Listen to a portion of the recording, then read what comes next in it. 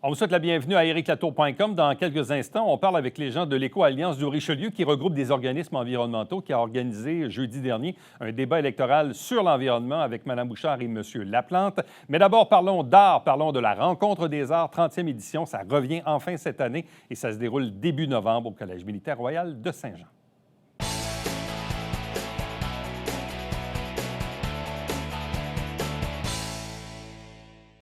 On reprend graduellement nos rencontres sociales, nos événements, nos spectacles, nos événements culturels, et tant mieux.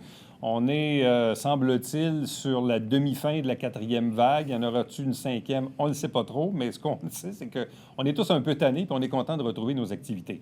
Notamment une activité culturelle hyper importante sur le territoire qui, malheureusement, s'est absentée l'an passé à cause de la pandémie. C'est la Rencontre des arts qui, cette année, en sera à sa 30e édition du 5 au 7 novembre au pavillon Couture du Collège militaire royal de Saint-Jean. Avec nous pour en parler, Martin Cambriac, qui est directeur général de Arto, Coop créative. Bonjour et bienvenue. Bonjour Éric, merci. Donc là, c'est vrai, il va y avoir une Rencontre des arts. Oui. Ça devrait, là. Je ne sais pas, là, je pense, oui. Effectivement, on a eu, si je peux prendre l'expression, on a eu le go vraiment assez tard cet été pour dire que oui, on peut aller de l'avant, on le fait. Généralement, un événement de cette envergure-là, on passe plusieurs mois à en faire la préparation. On a 60 à 70 artistes d'un peu partout au Québec qu'on doit convoquer. Ils doivent prendre leurs arrangements. Là, on a eu à peu près 7 à 8 semaines. Il faut se virer de bord assez rapidement. Ça veut dire quoi? Vous vous êtes décidé fin août, début septembre. Aïe, aïe, aïe. Puis on était déjà, à ce moment-là, en plein Symposium d'art du Haut-Richelieu en septembre. Et on préparait aussi Arto à ciel ouvert, qui est une autre activité pendant les Journées de la culture. Donc, on a eu un calendrier assez Mais en même temps, compressé. Fin août, début septembre, le topo n'était pas tant clair sur l'automne se ressemblerait à quoi. Fait que vous avez fait un peu un... On y a été avec l'information qu'on avait à ce moment-là. On s'est dit, tiens, on va faire quelque chose quand même d'assez sécuritaire. On ne veut pas mettre nos visiteurs, on ne veut pas mettre nos bénévoles et artistes à risque. Donc, on a créé, on s'est dit, on le fait, et on va créer un parcours à sens unique, donc entrée et sortie indépendante. Sens unique, donc le visiteur n'a pas le choix de suivre un sentier qui va être très intéressant. C'est un peu comme, d'ailleurs, les musées ont été dans les premiers à rouvrir. Oui. Et d'ailleurs, là, on voit que récemment, on a remis les salles de spectacle à pleine capacité avec le masque, les salles de cinéma, même les restaurants à pleine capacité. Donc, on voit que ces choses-là... Donc là, aujourd'hui, avec ce qu'on sait maintenant, on se dit, finalement, on a pris la bonne décision. On a pris la bonne décision de le faire. On a quand même dû restreindre le nombre d'artistes qu'on peut inviter. On en avait combien dans les dernières années? D'habitude, ça joue entre 55 et 70. Cette année, on en aura 40. OK. Comme je dis, un parcours à sens unique avec toutes les mesures le masque, le passeport vaccinal. On demande aussi aux visiteurs d'aller chercher leur billet électronique, de s'inscrire à l'avance. Ça sera prévoir. Bien, prévoir, oui, qu'on ne veut pas que les gens attendent inutilement à la porte pour pouvoir faire un registre manuel. Donc, en allant chercher votre billet électronique, vous êtes inscrit d'or et d'emblée. On n'a qu'à scanner votre code QR et vous avez accès rapidement au site. Bon, là, on comprend que vous êtes toujours au Collège militaire royal, mais dans le pavillon Couture, donc différent des autres années. C'est quoi le pavillon Couture? Le pavillon Couture, c'est adjacent. C'est vraiment à côté de l'édifice d'Extra. C'est un grand hangar assez grand, là, assez spacieux. C'est tout juste, il va y avoir une signalisation sur place qui va bien diriger le visiteur. Parce qu'encore là aussi, à la corporation du Fort Saint-Jean, le Collège militaire, on a eu des restrictions même plus sévères à cause du fédéral. Là. Fait que c'était plus compliqué. Mais là, heureusement, on a recommencé à tenir des événements au collège. Oui, bien c'est pour ça qu'on est déplacé au pavillon Couture. Il y a des besoins, évidemment, pour le collège. OK. Donc, au pavillon Couture du Collège militaire royal, 5, 6, 7 novembre, une quarantaine d'exposants. Oui. Avec un parcours à sens unique, on a compris. Qu'est-ce qu'il va y avoir de différent? De différent, évidemment, malheureusement, il n'y a pas de soirée VIP le vendredi soir. Par contre, on étend les heures d'ouverture pour les visiteurs. Donc, le vendredi, c'est de 13h à 20h, plutôt que juste une soirée VIP pour dignitaires. Donc, il y a 3 jours d'ouvert au public plutôt que 2. La remise des prix aussi sera en présence d'Armand Vaillancourt devant public. Traditionnellement, c'est quelque chose qu'on faisait toujours un peu à huis clos, entre nous. On se faisait un souper avec Armand Vaillancourt et on remettait les prix là. Mais là, le public pourra témoigner de la surprise des lauréats quand ils vont être nommés et recevoir leur prix. Et la présence d'Armand Vaillancourt, ça a un cachet très particulier parce que, évidemment, dans le monde des arts visuels, drôlement connu, c'est un bon bonhomme. Puis même, on l'a reçu en entrevue quelques fois ici dans les dernières années. Là, j'ai pas fait le décompte, mais il doit friser les 90 ans, même s'il les a pas ou presque. 92. 92. Oui. Ça, c'est 92. C'est ça, les premiers temps où on le voyait ici, il y avait 86, 88 ans. Donc, c'est assez incroyable d'avoir un bonhomme de 92 ans qui est en pleine possession de ses moyens. Ça fait longtemps qu'il est jeune. Ça fait longtemps qu'il est très jeune, Armand Vaillancourt, très éveillé, très dynamique, très au fait de ce qui se passe en société, mais aussi dans le... Moi, ce que je voyais de particulier dans les dernières éditions de Rencontre des arts, parce qu'Armand et Vaillancourt est là depuis quelques années, c'est de voir la lumière dans les yeux des artistes à qui il remet des prix. Oui. Parce qu'il y a un prix, là, que c'est lui qui décide, hein, c'est ça? Oui. Et j'ai trouvé ça fantastique de voir. J'ai quelques artistes, là, quand ils se font annoncer qu'ils reçoivent un prix de la part d'Armand Vaillancourt, c'est comme... ça vaut de l'or. Bien, le prix comme tel, c'est une création d'Armand Vaillancourt. Donc, quelque part, tu reçois une œuvre originale d'Armand Vaillancourt c'est d'une belle valeur. Là. Mais c'est un monument. Hein? Armand a vraiment marqué l'histoire de l'art au Québec, l'amener un petit peu dans la modernité avec comment dire, en public, là, des démonstrations d'art. Donc, on lui doit beaucoup au Québec. Et parmi les 40 exposants, il y en a qui reviennent, il y a des nouveaux. On est dans quoi? Dans peinture, sculpture? Qu'est-ce qu'on a? Un peu des deux. Des artistes qui reviennent régulièrement, qui renouvellent, qui ont des différentes démarches, nouvelles productions, bien sûr, et certains nouveaux artistes. On est encore dans un ratio de, je dirais, à peu près 25 artistes, peintres, une quinzaine de sculpteurs. Il y a un photographe également. La provenance, je dirais, c'est à peu près 50-50, c'est-à-dire de la MRC ou encore de Saint-Jean-sur-Richelieu et de l'extérieur du Québec, de l'extérieur de la région, d'un peu partout au Québec. On parle de Gaspésie, d'Outaouais, des Laurentides. Donc, c'est le fun pour les Joannais de dire que le monde de l'art débarque à Saint-Jean et on a ça dans notre cours. Bon. Pour les artistes eux-mêmes, là, qui ont quand même vécu un moment assez sombre, là, parce que la COVID, là, pas été facile pour grand monde, mais entre autres, je me mets à la place des artistes qui sont habitués de carburer à des événements, à des expositions. On a été privés de ça un très, très, très, très long moment. De revenir, ça doit être assez libérateur pour vos membres chez Artaud. On l'a vu au symposium en septembre. C'était le party. Les gens étaient vraiment contents de se retrouver entre eux, les artistes, mais de retrouver le public. Donc, je m'attends à la même chose pour Rencontre des arts. C'est libérateur, oui, de venir montrer qu'est-ce qu'ils ont produit pendant cette période-là.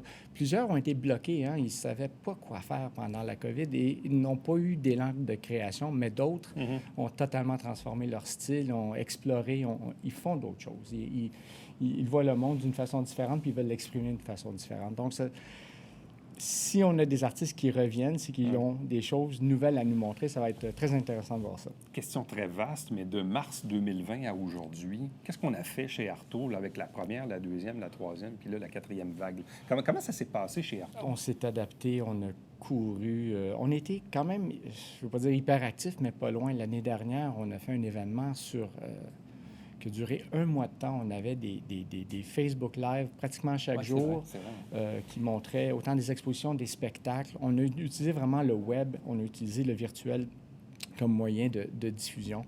Cette année, on a retrouvé un petit peu plus nos façons de faire traditionnelles. Plusieurs expositions en galerie, notamment.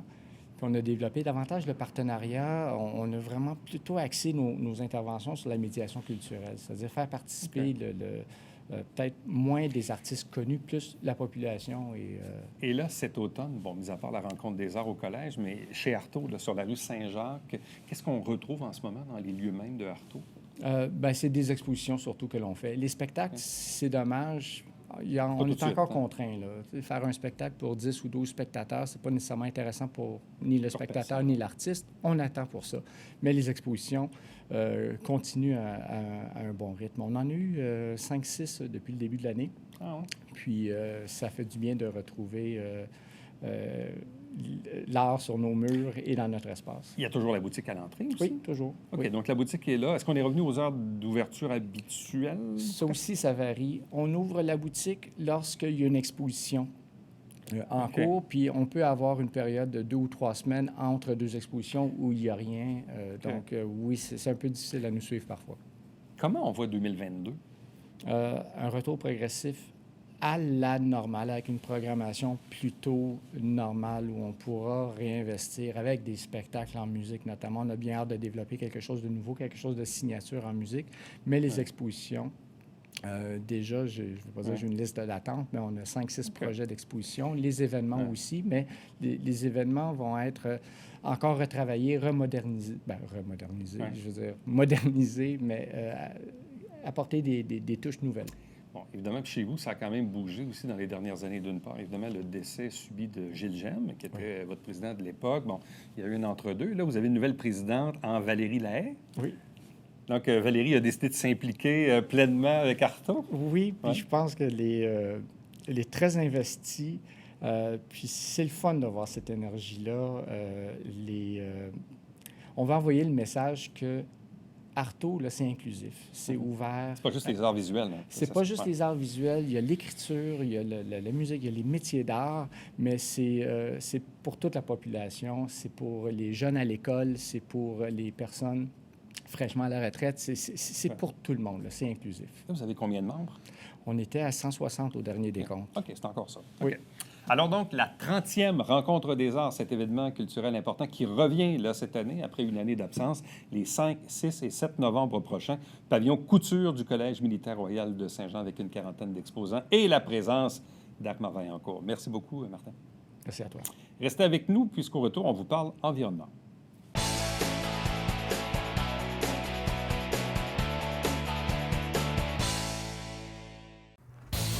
Alex, qu'est-ce que tu fais? Ben, je fais mes exercices. Ah ouais? T'as pas vu qui qu'on avait cette semaine? Ah ben oui, Stéphane Goyette de Goyette 360 et maintenant du programme PML Hockey à Iberville. Check ça, mon ami. Manquez pas ça. Non, faut pas manquer ça.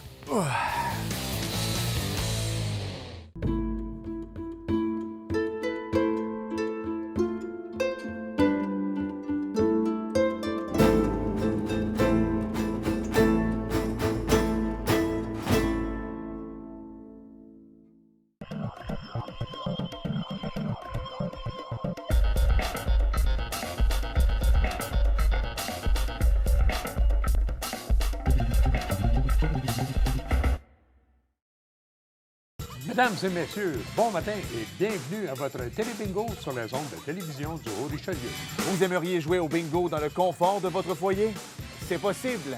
Tous les dimanches matins, 9h30, à la télévision du Haut-Richelieu, maintenant en haute définition au 609. Pour vous procurer les livrets du télébingo, c'est facile. Consultez la liste de nos 30 dépositaires au www.tvhr9.com.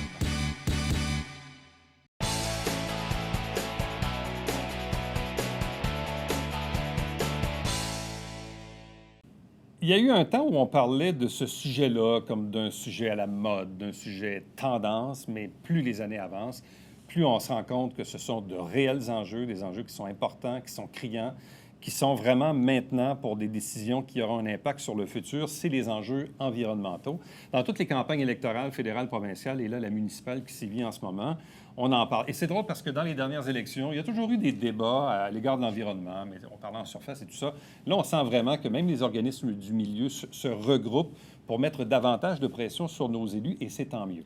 D'ailleurs, au moment où vous regardez cette entrevue, le débat des candidats à la mairie sur l'environnement, il est déjà passé. Quoique là, nous, on sait qu'il va s'organiser parce qu'on enregistre un peu à l'avance, mais vous allez pouvoir quand même le retrouver en diffusion différée là, sur Facebook. Notre invitée, je vous la présente, c'est Mme Geneviève Lalumière. Elle est membre de l'Éco-Alliance du Haut-Richelieu. Bonjour et bienvenue. Merci de me recevoir. Tout d'abord, une première question. Qu'est-ce que c'est que ce regroupement qu'on appelle Éco-Alliance du Haut-Richelieu? L'Éco-Alliance, c'est un regroupement d'organismes qui œuvrent en environnement dans la région du Haut-Richelieu. il y a un petit peu moins d'1 an, on a décidé de regrouper nos forces ensemble pour pouvoir agir avec un plus gros levier auprès de nos élus, mais surtout auprès de la population pour sensibiliser les gens aux enjeux environnementaux qui sont effectivement un enjeu qui est criant, qui est très important. Parce que souvent, c'est des enjeux circonstanciels. Je prends un exemple, puis vous êtes membre de ça aussi. SOS Boisé de la Pinède, pour évidemment l'enjeu à l'île Sainte-Thérèse qu'on connaît. On avait reçu ces gens-là en entrevue dans la dernière année. Mais il y a aussi le traditionnel mouvement écologique du Haut-Richelieu qui existe depuis une 40aine d'années. Mais il y a aussi Mères au front, qu'on a vu récemment au Conseil avec la réglementation sur les pesticides, et aussi Trovep Montérégie, qui est la table régionale des organismes volontaires d'éducation populaire. Et il y a aussi, vous êtes supporté également par le Centre de femmes du Haut-Richelieu. Donc, l'Éco-Alliance, c'est tout ce beau monde-là. Et là, de ce que je comprends, donc, vous vous êtes regroupés, mais il n'y a pas si longtemps quand même. Oui, c'est ça. Ça fait un petit peu moins d'1 an.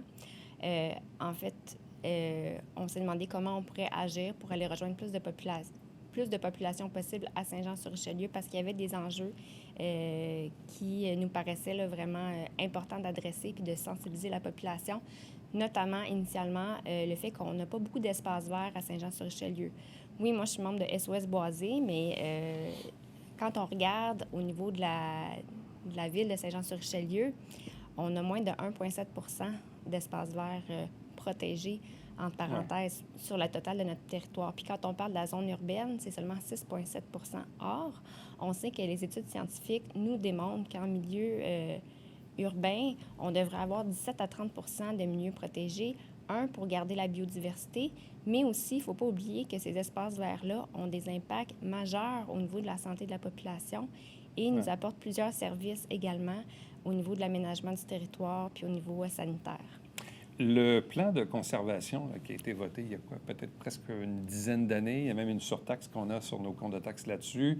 Il y a même eu une phase 2 où on l'a même un peu agrandi. Mais malgré ce plan-là, il en demeure pas moins que le ratio, le pourcentage auquel vous faites référence est somme toute assez bas.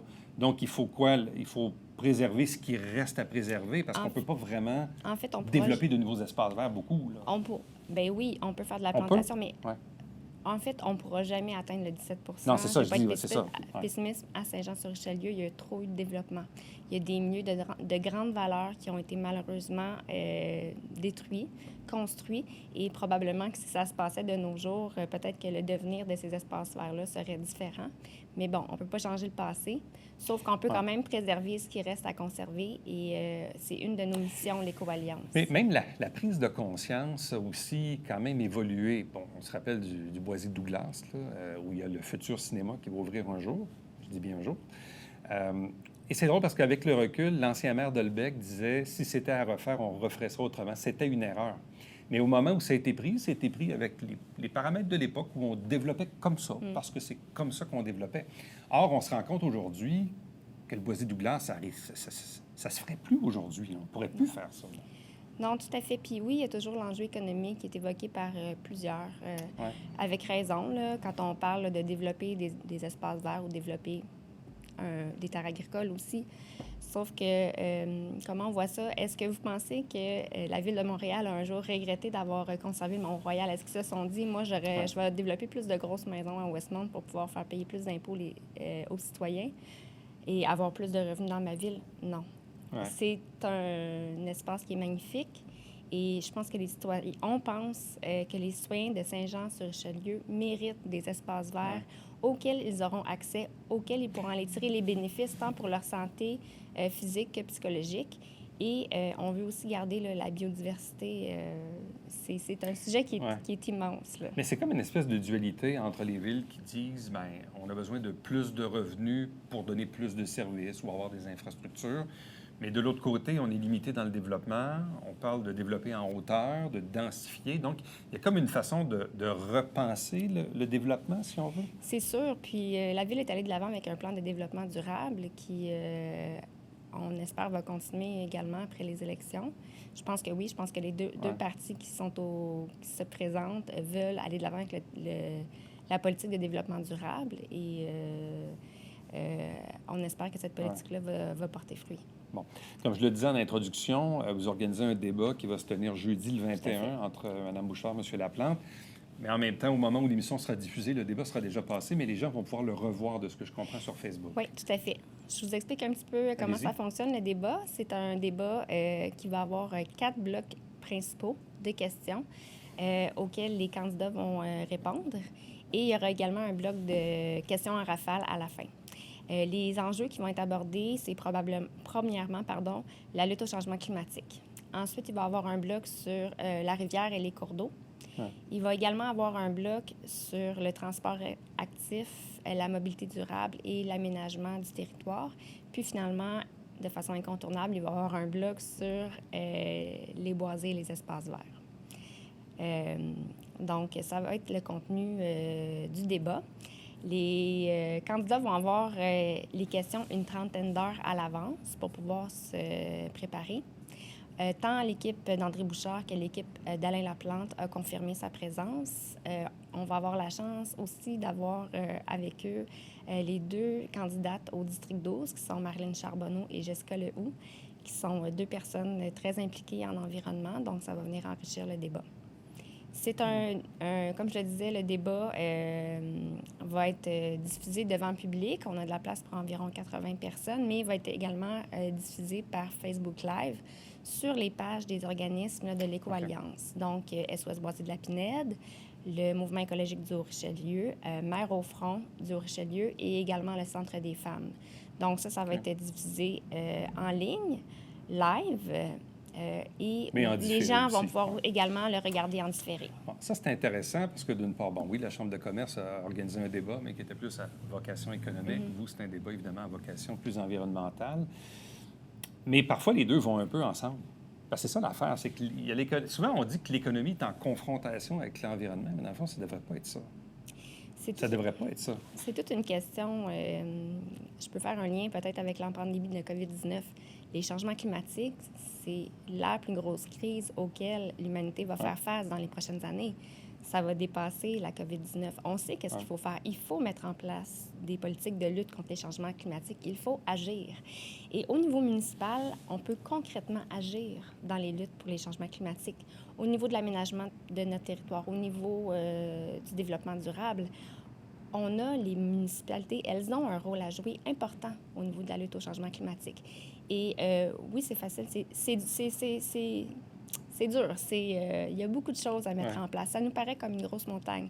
Mais chaque geste compte et les politiciens n'auront pas le choix de mettre ces choses-là en place. Parce que ça va coûter moins cher de faire les changements tout de suite et de prévenir que d'ensuite éteindre les feux. On l'a vu avec la pandémie, les pays qui ont mis des politiques restrictives, des politiques plus sévères peut-être au niveau là, du confinement, dès le début, s'en sont beaucoup mieux sortis que les gens qui ont été plus libérales. Donc, tout est une question de prévention. C'est maintenant, les changements climatiques, une question de santé publique, c'est un enjeu. Et c'est maintenant qu'il faut agir. Alors... Je veux faire un drôle de parallèle, mais je regarde même ici au Canada. L'une des provinces qui s'en sort le moins bien, c'est l'Alberta. Et curieusement, c'est la province aussi qui fait un peu la promotion de son pétrole, qui est le cœur de son économie. Mais c'est... En tout cas. Oui, ça va avec le développement économique. Puis si on met l'argent maintenant pour la lutter, mais pour lutter au changement climatique, eh bien, plus tard, on va économiser des montagnes d'argent. Et même comme petit geste, moi, je prends l'exemple que j'ai dans mon propre quartier, c'est la naissance du parc des Parulines, qui n'est pas un gros parc, mais qui est drôlement agréable pour les gens du secteur. Il y a même des gens de la grande ville qui viennent se stationner à l'Acadie ou à NDL pour y accéder. Moi, souvent, ce que je dis, c'est que je souhaite à chaque quartier d'avoir son parc des Parulines. Bon, il y a des places où c'est pas possible parce que c'est tout développé, mais il y a encore de l'espace dans la ville pour faire ce genre de parc-là, dans Saint-Eugène, à Iberville, à Saint-Luc. Il y a encore de l'espace pour ça. Là. Les golfs, bien, évidemment, l'île Sainte-Thérèse, mais dans d'autres quartiers. Je pense qu'il y en a effectivement à Saint-Eugène. Il y a des places. Et je suis certaine que pendant la pandémie, vous êtes allé prendre des marches au parc des Parulines. Ça vous a fait le plus grand bien. Dimanche dernier. Donc, oui. Et même souvent, la question que je me pose, parce que dans le cas du plan de conservation, les gens avaient été sondés à savoir, êtes-vous prêts à payer un peu plus sur votre compte de taxes pour préserver l'espace? Et 70 des gens étaient favorables à ça. Est-ce qu'on ne pourrait pas reposer la même question aujourd'hui? Êtes-vous prêts à payer peut-être un peu plus cher sur votre compte de taxes si, exemple, on achète le boisé de l'île, si on achète d'autres terrains pour en faire des espaces verts? Autrement dit, est-ce que les gens sont prêts à payer un peu plus cher pour qu'on puisse préserver ces espaces-là? Bien, peut-être, mais Parce je pense qu'il y a qu'il un faut... coût de rattacher à ça. Oui, mais il ne faut pas juste mettre la pression sur les citoyens. Il faut surtout mettre la pression sur les élus, qui sont eux qui organisent les budgets, qui sont eux qui mettent l'argent. Quand ils font une dépense, ils peuvent se poser la question, est-ce que c'est polluant? Est-ce qu'il n'y a pas quelque chose qui serait... Mais si les citoyens le veulent, connaissant les politiciens, bien, les politiciens veulent se faire élire. Donc, ils vont donner ce que le peuple veut. Bien, exactement. Puis nous, dans le fond, on fait le débat pour informer les gens à la maison. Puis j'invite vraiment tous les gens à aller visionner le débat parce que un vote, c'est une action. Si on vote pour le parti qui va correspondre plus à nos valeurs, aux valeurs environnementales, c'est ça qu'on veut. Et d'ailleurs, c'est une des questions qui intéresse le plus les gens dans ces élections-ci, comme ça a été le cas dans les élections fédérales. Eh bien, ça va nous permettre ça permet aux gens de se faire une idée, de prendre une décision, puis après, c'est important que les gens aillent voter. Donc, débat sur les enjeux environnementaux entre Mme Bouchard et M. Laplante, donc en rediffusion Facebook sur les différentes pages Mère au front, SOS Boisé de la Pinède et Mouvement écologique du Richelieu et Centre de femmes, vous avez dit tantôt. Donc, un gros merci puis bonne chance. Merci à vous. Et restez avec nous. Au retour, le mot de la fin.